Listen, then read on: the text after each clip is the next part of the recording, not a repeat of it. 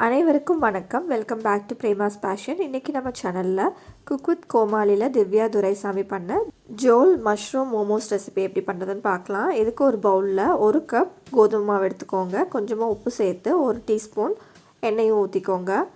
இது எல்லாமே நல்லா கலந்துக்கோங்க. கொஞ்சம் கொஞ்சமாக தண்ணி விட்டு பூரி மாவு பதத்துக்கு நல்லா கெட்டியாக பிசைஞ்சு எடுத்துக்கோங்க.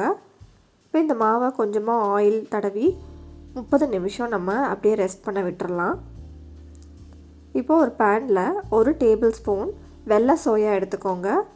இந்த சோயாவை நல்லா வறுத்துக்கலாம். சோயாவோட தோல் நல்லா கிராக் ஆகி வரணும். அது வரைக்கும் நம்ம நல்லா வறுத்துக்கலாம். இது கூடயே 1 டேபிள் ஸ்பூன் வெள்ளை எள்ளு சேர்த்துக்கோங்க. இந்த எள்ளும் நல்லா கலர் மாதிரி பொரிஞ்சு வரணும். இப்போ இது ரெண்டையுமே நம்ம ஒரு பிளேட்டில் ட்ரான்ஸ்ஃபர் பண்ணிக்கலாம். இது ரெண்டுமே நல்லா ஆறணும். ஆறினதுக்கப்புறம் அரைச்சிக்கலாம். இது கூடயே 2 டேபிள் ஸ்பூன் நிலக்கடலை எடுத்துக்கோங்க. இந்த நிலக்கடலையும் நல்லா வறுத்து நம்ம ஆல்ரெடி எடுத்து வச்சுருக்கிற எள்ளு சோயா மிக்சர் கூட சேர்த்து ஆற வச்சிடலாம்.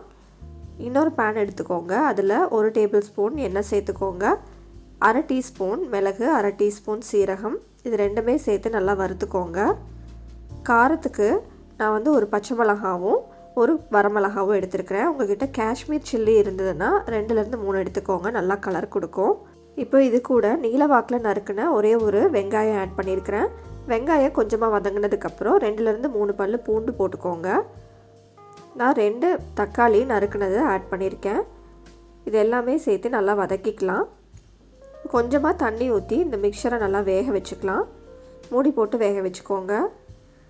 கொஞ்சமாக கொத்தமல்லியோட தண்டு மட்டும் சேர்த்துக்கலாம். நல்லா ஃப்ளேவர் கொடுக்கும். இப்போது இந்த மிக்சர் பாருங்கள் நல்லா வெந்து வந்துருச்சு. இதை நல்லா நம்ம ஆற விட்டு அப்புறமா அரைச்சிக்கலாம். மோமோஸ்குள்ளே வைக்க போகிற ஃபில்லிங் ரெடி பண்ணிடலாம். அதுக்கு ஒரு பேனில் 1 டேபிள் ஸ்பூன் எண்ணெய் ஊற்றிக்கோங்க.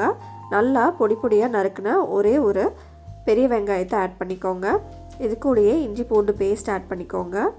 பொடியாக நறுக்கின மஷ்ரூம் நான் ஆட் பண்ணியிருக்கிறேன். 200 கிராம் மஷ்ரூம் ஆட் பண்ணியிருக்கேன்.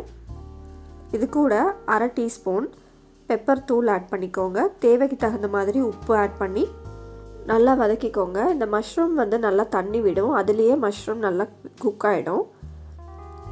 கொஞ்சமாக சோயா சாஸ் ஆட் பண்ணிக்கலாம்.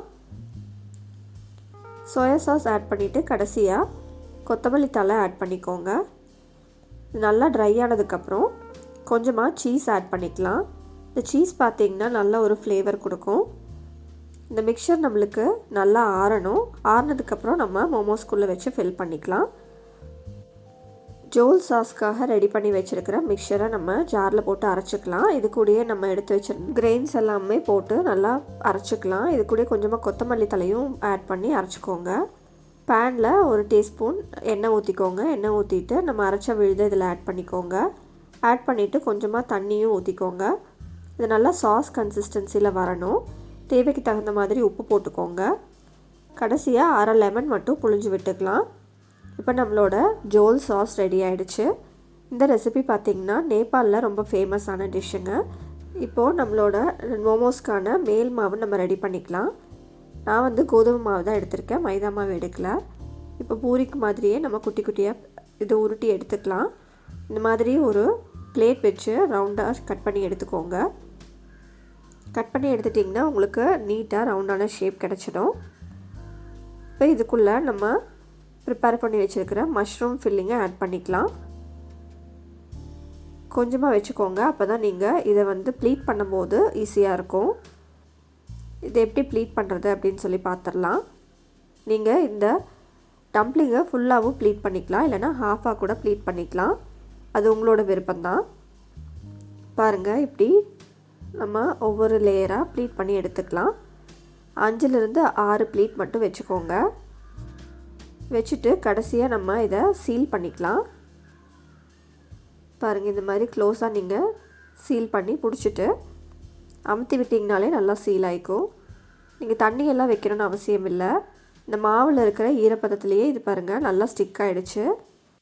இப்போது நம்மளோட டம்ப்ளிங் ரெடி ஆகிடுச்சு. இட்லி பாத்திரத்தில் வச்சு ஒரு 10 நிமிஷம் வேக விட்டு எடுத்துக்கோங்க. சூப்பரான மோமோஸ் ரெடி ஆகிடும். நீங்களும் உங்கள் வீட்டில் இந்த ரெசிபியை ட்ரை பண்ணி பார்த்துட்டு மறக்காமல் உங்கள் ஃபீட்பேக்கை கமெண்ட்டில் கொடுங்க. நன்றி, வணக்கம்.